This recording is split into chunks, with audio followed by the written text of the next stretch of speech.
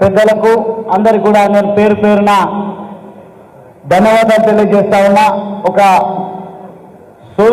Social మీడియాలో వచ్చినటువంటి message, కొన్ని ఫోన్ కాల్స్ నేను చేయడము మనం చేసుకోవడం వల్లనే ఇంత పెద్ద మొత్తంలో మీరు తరలి వచ్చిండ్రు. మీ అందరికీ కూడా పేరు పేరున ధన్యవాదాలు తెలియజేస్తా ఉన్నా.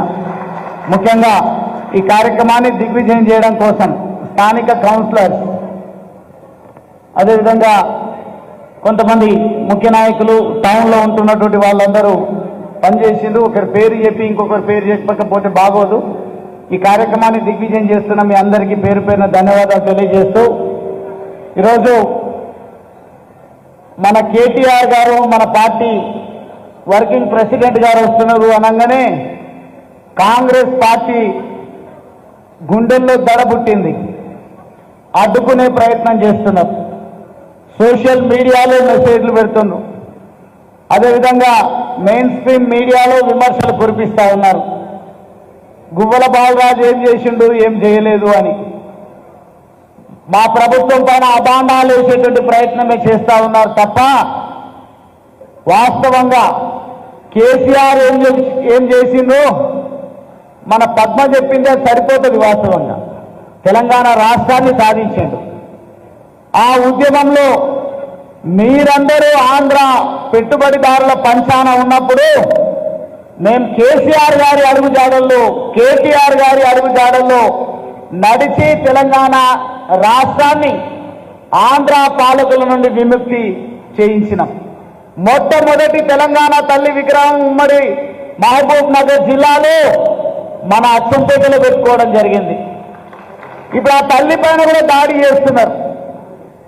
ఆ రోజు విగ్రహం పెట్టడానికి అవకాశం లేదు అన్నప్పుడు ఒక ఉద్యమకారుడిగా, ఒక వీరుడిగా, నాయకుడిగా కేటీఆర్ గారే స్వయంగా వచ్చి ఎట్లా పెట్టనీయరే నేను చూస్తా అని రాస్తారోకో నిర్వహించి వాళ్ళ మెడలు వంచి మనం తెలంగాణ తల్లి విగ్రహాన్ని మన దగ్గర ప్రతిష్ఠింప చేసుకోవడం జరిగింది. అది చరిత్ర మనది.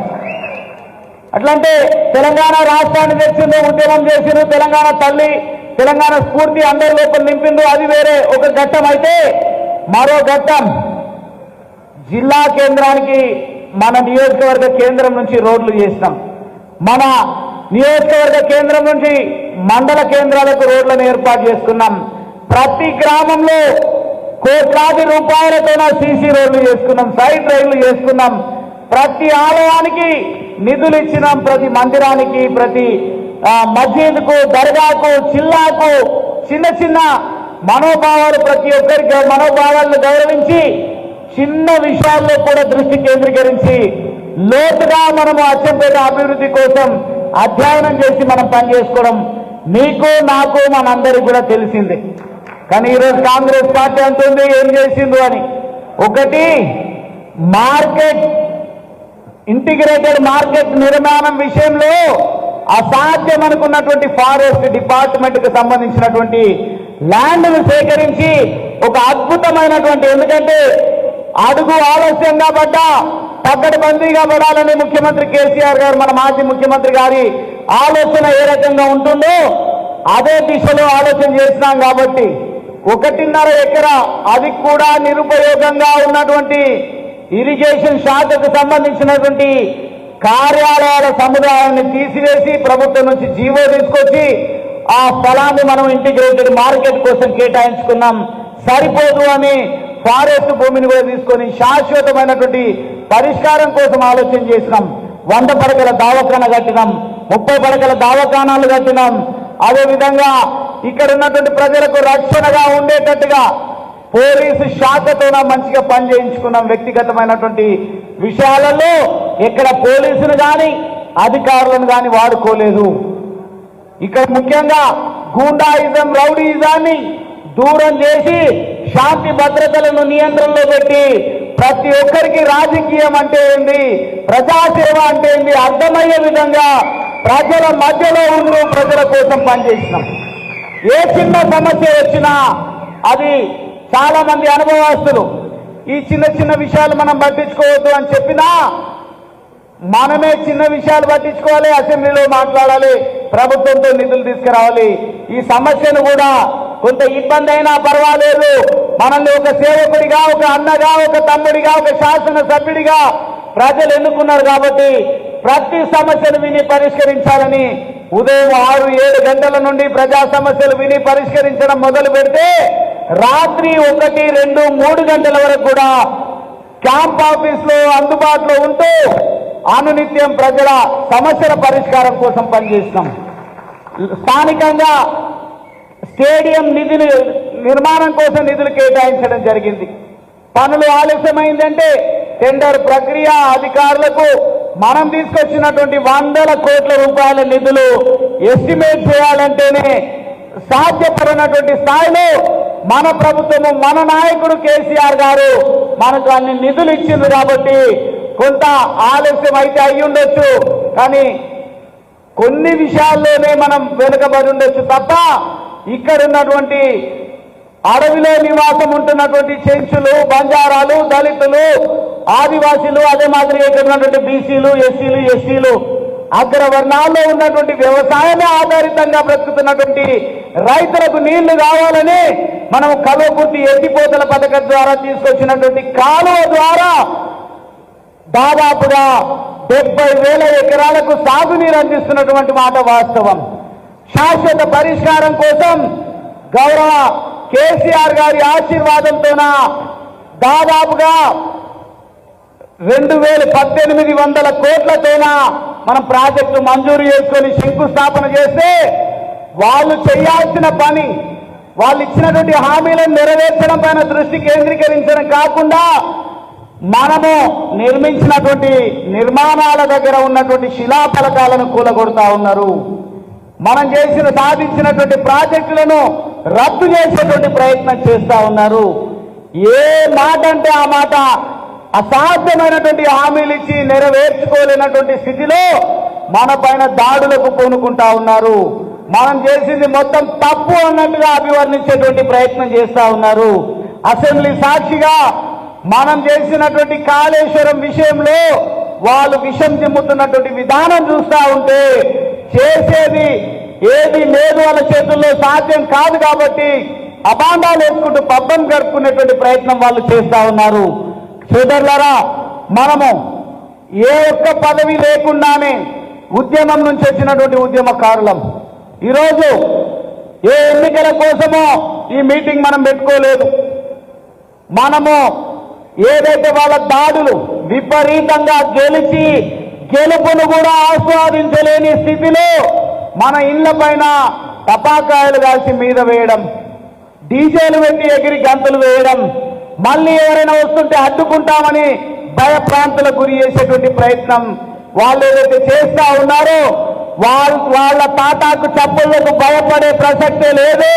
మీరున్నంత వరకు అధిష్టానము మన కేసీఆర్ గారు, మన కేటీఆర్ గారు, మన నాయకత్వం ఉన్నంత వరకు ఇక్కడ ప్రజల శ్రేయస్సు కోసమే పనిచేసే విధంగా మనం చేసిన అభివృద్ధిని ప్రజలకు చెప్పుకుంటూ భవిష్యత్తులో ఏం చేయబోతామో చెబుతూ ఈ ప్రభుత్వం ఇచ్చినటువంటి హామీలు నెరవేర్చకపోతే వాటిపైన ఇప్పటికే యుద్ధం ప్రకటించాల్సినటువంటి అవసరం ఉన్నది. కానీ కేసీఆర్ గారికి అపారమైన అనుభవం ఉంది కాబట్టి సిస్టమ్ అర్థం కావాలంటే కొంత సమయం ఇద్దాం అని చెప్పి 100 రోజుల సమయం ఇస్తే ఈరోజు ఆ విషయాన్ని అర్థం చేసుకోలేనటువంటి ఈ మూర్ఖపు ప్రభుత్వం ఆ విషయాలను ప్రస్తావించకుండా ప్రజలను తప్పుదో పట్టించే విధంగా వారు ప్రయత్నం చేస్తా ఉన్నారు. సోదరులారా, సమయం లేదు కాబట్టి నేను ఒక్కటే పెద్దలు కేటీఆర్ గారి ముందు నేను మాట ఇస్తా ఉన్నా. ఎవరు నా పైన దాడి చేసినా, ఎవరు మీ పైన దాడి చేసినా భయపడాల్సినటువంటి అవసరం లేదు. అది తాటాకు చప్పుళ్ళు తప్ప మనల్ని ప్రజాసేవ నుంచి, ప్రజా ఉద్యమాల నుంచి దూరం చేయలేము. మనమంతా ఉద్యమం నుంచి వచ్చినటువంటి నేపథ్యం మనకుంది. ఒంట్లో సత్వ ఉన్నంత వరకు, కంఠంలో ప్రాణం ఉన్నంత వరకు నేను ప్రజా జీవితానికి అంకితమై కేసీఆర్ గారి నాయకత్వంలో, కేటీఆర్ గారి నాయకత్వంలో మన ప్రజల కోసం పాటుపడే విధంగానే ముందుకు పోతాం తప్ప వీళ్ళ బుడ్డ బెదిరింపులకు భయపడేది లేదు అని సందర్భంగా తెలియజేస్తూ మనం చేసినటువంటి అభివృద్ధి విషయంలో దయచేసి వాళ్ళు ఎన్ని అవాకులు చివాకులు పేర్చినా మనం చెప్పేది చెబుతూ గ్రామాలలో తిరగండి, ఉండండి. నియోజకవర్గ కేంద్రంలో మన నాయకత్వం అందుబాటులో ఉంటది. నేను కూడా వస్తూనే ఉంటా, ఇక్కడే ఉంటా. ఇంకా వాళ్ళు తేరుకోవాలి. ఇది ఒక భ్రమలాగా కనిపిస్తుంది వాళ్ళకు కూడా. అసాధ్యమైనటువంటిది అధికారంలోకి వచ్చింది కాబట్టి వాళ్ళ విపరీత పోకడల వల్ల ఓడిపోయి ఇంకా కూడా తగ్గట్లేరు, అది ఇది అని మాట్లాడుతున్నారు. కాబట్టి తప్పకుండా ప్రజల తీర్పును గౌరవించి కొంత నిదానానికి రావాలి. వాళ్ళ ఆలోచనలు, వాళ్ళ పనితీరును అర్థం చేసుకొని ఎండగడుతూ ముందుకు పోయే రోజులు ఇంకా చాలా ఉన్నాయనే ఉద్దేశంతోన స్పీడ్ తగ్గించినటువంటి మాట వాస్తవమే. కానీ ఒక్కసారి స్పీడ్ అందుకున్నాము అంటే వాళ్ళ అసమర్థతను ఎండగట్టి మొత్తంగా మరొకసారి రాష్ట్రానికి కేసీఆర్ గారి నాయకత్వం అందే వరకు కేసీఆర్ గారి ఆలోచన విధానాలను అమలు చేయడం కోసం మనమంతా సంఘటిత శక్తిని ప్రదర్శించి ముందుకు పోదామని ఈ సందర్భంగా తెలియజేస్తూ ఈనాటి ముఖ్య అతిథి గౌరవ పెద్దలు కేటీఆర్ గారిని, మన పార్టీ వర్కింగ్ ప్రెసిడెంట్ గారిని మాట్లాడాల్సిందిగా నేను వినమ్రంగా ఆహ్వానిస్తా ఉన్నాను. జై తెలంగాణ, జై తెలంగాణ, జై తెలంగాణ. ఇంత అన్నం తినలేదా?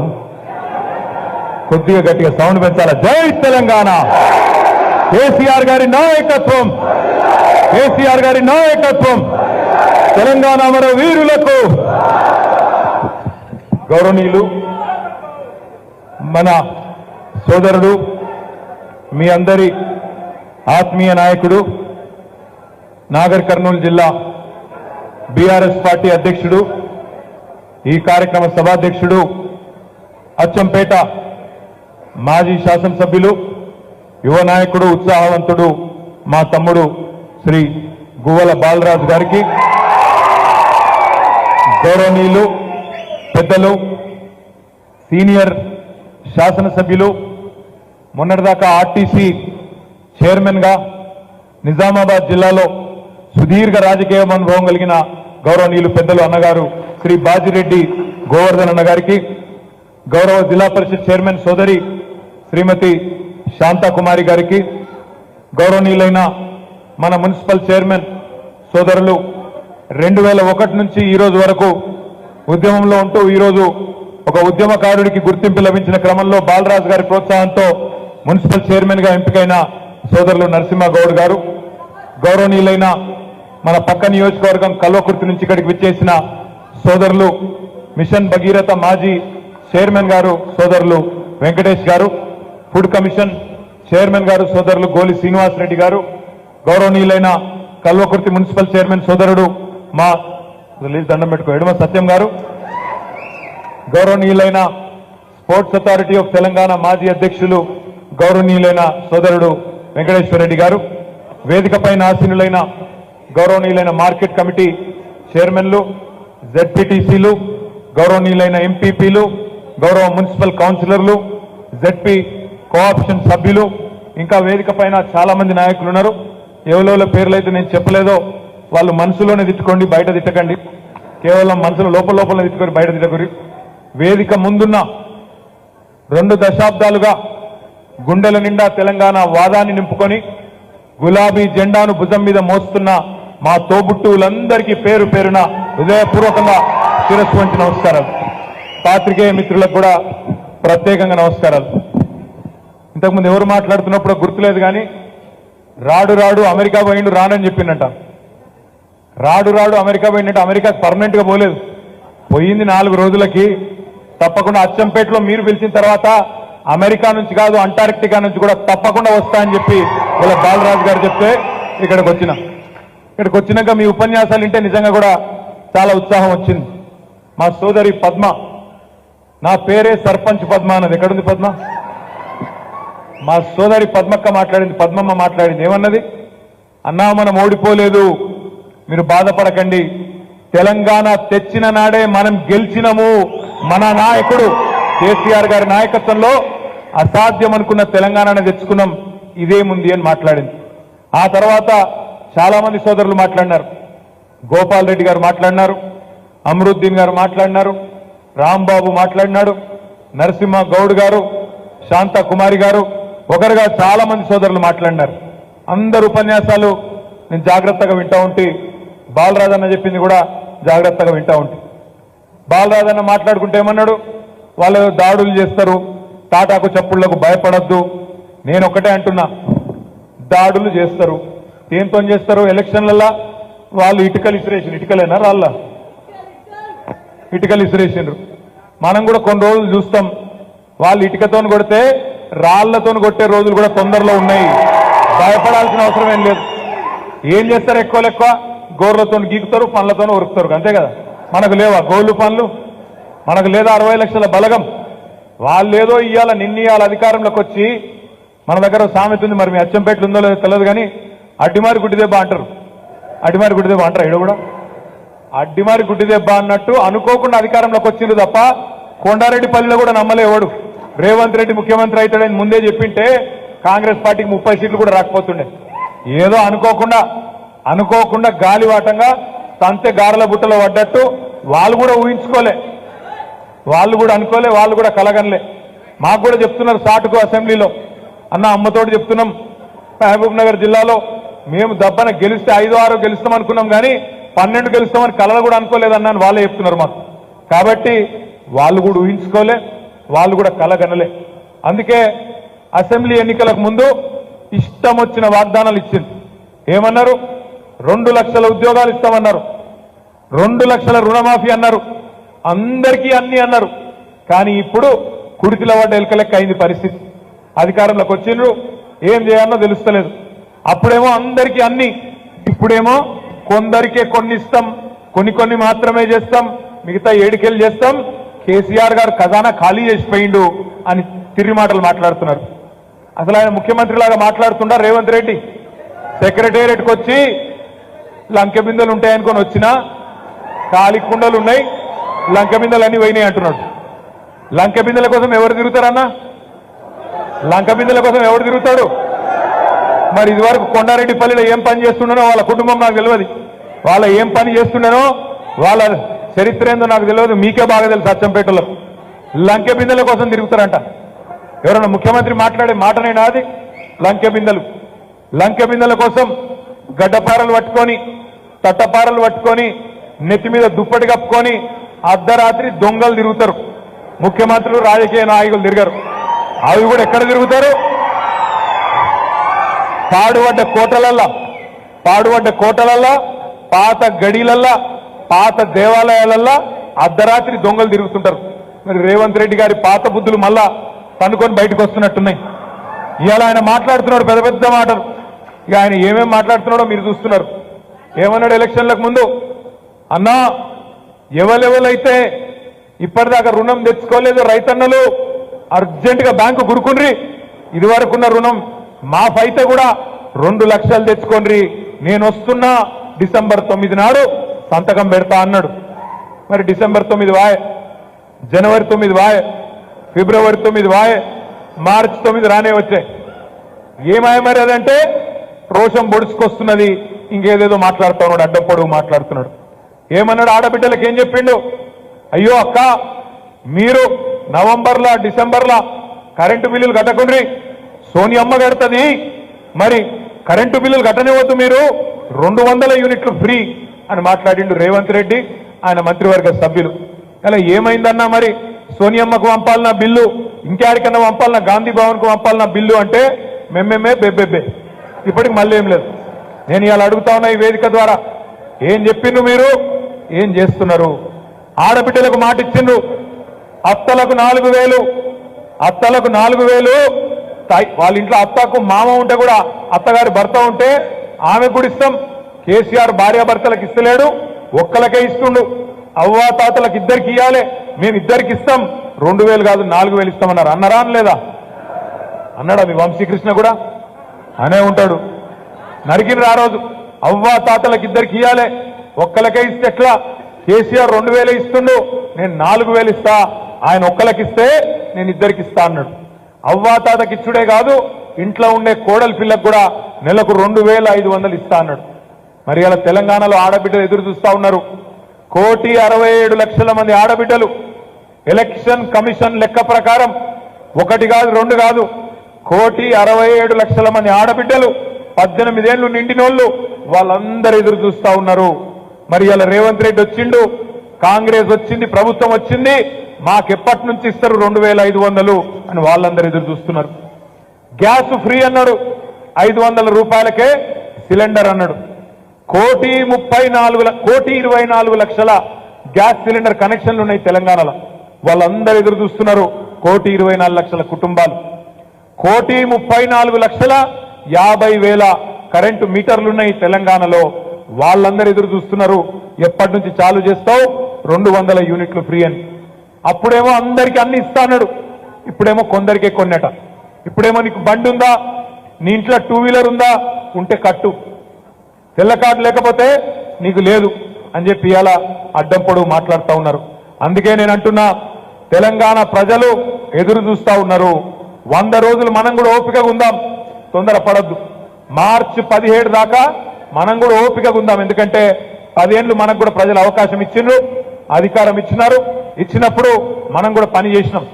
సరే, ఈసారి వాళ్ళకి ఎందుకు కోపం వచ్చిందో, లేదా కాంగ్రెస్ పార్టీ చెప్పిన మాటలు నమ్మినరో ఏదో జరిగింది. అచ్చంపేటతో సహా ఉమ్మడి పాలమూరు జిల్లాలో 12 నియోజకవర్గాల్లో మనం ఓటమి పాలైనాం. అందుకే నేను మిమ్మల్ని అందరినీ మనస్ఫూర్తిగా కోరేది, కేసీఆర్ గారు మాకు చెప్పినారు, అసెంబ్లీకి పోతుంటే ఒకటే మాట అన్నాడు, తొందరపడకండి, తొందరపడి విమర్శలు చేయకండి. మార్చి 17 నాడు 100 రోజులు నిండుతుంది. ఈ 100 రోజులు మనం కూడా గంభీరంగా ఉందాం. అవసరమైతే 6 నెలలు కూడా ఊకుందాం, చూద్దాం ఏం చేస్తారో చేయనియండి అనే మాట మాకు చెప్పినారు. విమర్శ చేయొద్దు అనే మాట కూడా చెప్పింది. మేము కూడా అట్లే పోయినాం అసెంబ్లీకి. పోతే ఆడ గవర్నర్ అమ్మ వచ్చింది. ఆ గవర్నర్ అమ్మ నోటెంబడ రేవంత్ రెడ్డి గారి కాంగ్రెస్ పార్టీ కరపత్రం ఏదైతే ఉన్నదో ఆ కరపత్రంలో ఉన్నట్టు కేసీఆర్ గారిని నోటికొచ్చినట్టు విమర్శలు చేసుకుంటూ దారుణమైన అడ్డం పొడుగు మాటలు మాట్లాడుతూ నోటికొచ్చిన మాటలు మాట్లాడితే ఇక ఆ రోజు నుంచి మేము కూడా మొదలుపెట్టాం. ఎందుకంటే మాకు కూడా బర్దాష్ కాలే. అప్పుడెప్పుడో శ్రీకృష్ణుడు శిశుపాలుడు 100 తప్పులు చేసేదాకా ఎదురు చూసిండట. మేము కూడా అట్లే అనుకున్నాం, 100 తప్పులు చేసేదాకా ఆగుదాం, 100 రోజులు ఆగుదామని. కానీ అట్లా లేదు పరిస్థితి. ఆల్రెడీ ఒక్కొక్కటి ఎగ్గొట్టే ప్రయత్నాలు ప్రారంభమైనాయి. అందుకే నేను మిమ్మల్ని అందరినీ కోరేది ఒకటే, అచ్చంపేటలో మొన్న మనకు చిన్న ఎదురు దెబ్బ దాకొచ్చు. ఇప్పటిదాకా మాట్లాడిన నాయకులు ఒక్కొక్కరు ఏం కాదు ధైర్యంగా ఉండండి అని చెప్తా ఉన్నారు. నేనైతే వేదిక మీదున్న నాయకులకు చెప్తున్నా, నాకు తెలుసు కార్యకర్తలు ధైర్యంగానే ఉన్నారు, నాయకులు మీరు ధైర్యంగా ఉండండి అని చెప్పి నేను చెప్తా ఉన్నా. కార్యకర్తలకేం భయం లేదు. ఎందుకంటే గ్రామాన కరడు గట్టినోళ్ళు ఏ పదవి ఆశించకుండా, ఏ లాభం ఆశించకుండా కేవలం కేసీఆర్ గారి మీద ప్రేమతో, తెలంగాణ మీద ప్రేమతో ఉన్న వాళ్ళు లక్షల మంది ఇలా గ్రామాల్లో ఉన్నారు. ఏమన్నా స్వార్థం ఉంటే నాకు ఫలానా పదవి రాలే, నాకు ఫలానాది రాలే, నాకు ఫలానా గౌరవం రాలే అని నాయకులకు ఉండొచ్చు తప్ప కార్యకర్తలకు ఆ బాధ ఏం లేదు. అందుకే నేను వేదిక మీద ఉన్న నాయకులను కోరుతున్నా, మనని ఇక్కడ కూర్చోబెట్టింది వాళ్ళు. మనకి ఇవాళ ఇంత గౌరవం వచ్చిందంటే వాళ్ళ వల్ల. వాళ్ళను మీరు చూసుకోండి, వాళ్ళని మీరు ఒక్క సంవత్సరం చూసుకోండి, ఎక్కువ కాలం అవసరం లేదు. ఒక్క సంవత్సరం మీరు వాళ్ళని కాపాడుకోండి, 4 ఏళ్లు వాళ్ళే మిమ్మల్ని కాపాడతారు. తిరిగి పూలల్లో పెట్టి మళ్ళా అధికారంలోకి తీసుకొస్తారనే మాట నేను విజ్ఞప్తి చేస్తా ఉన్నా. ఇంకొక మాట కూడా నేను మీకు విజ్ఞప్తి చేస్తున్నా, నిజంగా కూడా ఈ ప్రభుత్వం వచ్చినాక ఈరోజు ఒకరు ఇద్దరు కాదు, ఎంతో మంది చెప్తున్నారు మాకు, రైతులు బాధపడుతున్నారు. అన్నా, కేసీఆర్ ఉన్నప్పుడు రైతు బంధు వారం 10 రోజుల లోపలనే టింగు అనుకుంటా 7,600 కోట్ల రూపాయలు మా ఖాతాలో పడుతుండే. కానీ ఇవాళ ఈ రేవంత్ రెడ్డి వచ్చిన తర్వాత, ఈ ప్రభుత్వం వచ్చిన తర్వాత నీకు పడ్డదా అంటే రైతు బంధు నీకు పడ్డదా అని ఒకళ్ళ ముఖాలు ఒకళ్ళు చూసుకునే పరిస్థితి వచ్చిందన్నా. మరి 3 నెలలకు వస్తుందా, 6 నెలలకు వస్తుందా తెలువని పరిస్థితి ఉన్నదనే మాట ఊర్లలో రైతులు చెప్తా ఉన్నారు. నేను చెప్పేది కరెక్టా కాదా? రైతులు బాధపడుతున్నారా? కరెంటు కోతలు చాలు అయినాయా? మార్పు బాగుందా? నేను అడుగుతలేను మిమ్మల్ని, వాళ్ళకు ఎవరైనా ఏదైనా కాంగ్రెస్ వాళ్ళకు ఓటేసిన వాళ్ళు అన్నా మరి కరెంటు రాకపోయాని మీ దగ్గరకు వస్తే అడుగుండ్రి, మార్పు బాగుందా అని అడుగుండ్రి. ఇంకా ఎండాకాలం రాలే, మంచినీళ్ళ గోస చాలు అయిందా? ఇప్పుడే తమ్ముడు రాంబాబు చెప్తున్నాడు, అన్నా మంచినీళ్ళకి ఆల్రెడీ లొల్లి చాలు అయింది, ఊర్లలో ట్యాంకర్లో లేకపోతే మళ్ళా కిరాయకు మళ్ళా బాయిలు తీసుకోకపోతే నీళ్ళకు కూడా కష్టమయ్యేటట్టుందన్నా. మిషన్ భగీరథ కనీసం మెయింటైన్ చేసే పరిస్థితి కూడా లేదు, ఆ తెలివి కూడా లేదు వీళ్ళకని చెప్పి తమ్ముడు చెప్తా ఉన్నాడు జెడ్పీటీసీ గారు. నేను మిమ్మల్ని అందరినీ కోరేది ఒకటే, చెల్లెలు చెప్పింది, పద్మ చెప్పింది కరెక్ట్. మనం మన జీవితంలో అసాధ్యం అనుకున్న తెలంగాణనే తెచ్చిన నాయకుడు మన ముఖ్యమంత్రి, మన తొలి ముఖ్యమంత్రి కేసీఆర్ గారు మనకున్నారు. వచ్చిపోయే ముఖ్యమంత్రులు మస్తుగా ఉండొచ్చు, వచ్చిపోయే ముఖ్యమంత్రులు రేపు భవిష్యత్తులో కూడా మస్తు మంది వస్తుండొచ్చు. కానీ తెలంగాణ తెచ్చినోడు మాత్రం ఒకే ఒక్కడు, మన నాయకుడు కేసీఆర్. అందుకే నేను అనేది, గోపాల్ రెడ్డి గారు కూడా అదే చెప్పిండు. ఏమన్నాడు ఆయన? అన్నా, ఎవరు ఎన్ని చెప్పినా, ఎన్ని మాయ మాటలు చెప్పినా తెలంగాణ తెచ్చింది ఎవరు అంటే తప్పకుండా కేసీఆర్ అనే మాట రాయాల్సి వస్తుంది, దాన్ని ఎవరు చెరిపేయలేరనే మాట వారు చెప్తా ఉన్నారు. నేను మిమ్మల్ని అందరినీ కోరేది ఒకటే, మీరు ధైర్యంగానే ఉన్నారు నాకు తెలుసు. రేపు పార్లమెంట్ ఎలక్షన్ రాబోతా ఉన్నది. ఏప్రిల్లోనో మేలోనో పార్లమెంట్ ఎన్నికలు వస్తాయి. మా తమ్ముడు ఇందాక ఒక ఆయన మాట్లాడుతున్నాడు, ఏమన్నాడు? ఏదో మోడీ గారి హవా ఉందని. మోడీ హవా లేదు, మన్ను లేదు, ఏమి లేదు, అంతా అవుతుంది, అంతా బోగస్ ముచ్చట. ఎందుకంటున్నా అంటే పాలమూరు రంగారెడ్డి ఎత్తిపోతల పథకానికి జాతీయ ప్రాజెక్టు హోదా ఇస్తామని చెప్పి ఇవాళ నమ్మబలికి 10 ఏళ్లలో ప్రభుత్వాన్ని నడిపి కూడా మనకు జాతీయ ప్రాజెక్టు ఇయ్యని ప్రధానమంత్రి ఎవడని ఉన్నాడా అంటే నరేంద్ర మోడీ మాత్రమే. ఇంకొక వైపు ఒక జాతీయ పార్టీ ఏమో మన పాలమూరు రంగారెడ్డి ఎత్తిపోతల పథకానికి జాతీయ హోదా ఇవ్వకుండా పక్కనే ఉన్న కర్ణాటకలో అప్పర్ భద్ర ప్రాజెక్టుకు మాత్రం జాతీయ హోదా ఇచ్చింది. ఇంకొక పార్టీ, జాతీయ పార్టీ కాంగ్రెస్ పార్టీ, మన కృష్ణా నీళ్ల మీద ఉండే ప్రాజెక్టులను కేఆర్ఎంబి కప్పజెప్పి, కృష్ణా రివర్ మేనేజ్మెంట్ బోర్డు కప్పజెప్పి మన జుట్టును ఢిల్లీ చేతులు పెట్టొచ్చింది. మరొక ప్రభుత్వం 10 ఏళ్లు కేసీఆర్ ఉన్నప్పుడు మన మెడ మీద కత్తి పెట్టినా మనం ప్రాజెక్టులు ఇయ్యలే వాళ్ళకి. కానీ రేవంత్ రెడ్డి రాగానే మరి ఏం జరిగిందో, మోడీ బెదిరించిండా లేకపోతే ఢిల్లీలో ఉన్న వాళ్ళు ఇంకెవరైనా వేరే సలహా చెప్పిండ్రా తెలియదు. మన శ్రీశైలం ప్రాజెక్టు, మన నాగార్జున సాగర్ ప్రాజెక్టు, మన జూరాల ప్రాజెక్టును తీసుకుపోయిండు ఢిల్లీ చేతుల్లో, మన జుట్టు అక్కడ అప్పచెప్పి వచ్చిండు. మళ్ళా మనం లొల్లి చేస్తే, మన నల్గొండలో మీటింగ్ పెడితే ఆ దెబ్బకు భయపడి వెంటనే అసెంబ్లీలో మళ్ళా తీర్మానం చేసి నేను ఇయ్యలే అని చెప్పి బుకాయించే మాటలు మాట్లాడుతూ ఉన్నాడు. ఒకడేమో కృష్ణా నీళ్లను కేంద్రానికి తాకట్టు పెట్టిండు, ఇంకొక జాతీయ పార్టీ ఏమో మనకు ఆ కృష్ణా నది మీద మనం గడుతున్న పాలమూరు రంగారెడ్డి ఎత్తిపోతల పథకానికి జాతీయ హోదా ఇవ్వకుండా దగా చేసిన పార్టీ మరొక పార్టీ బీజేపీ.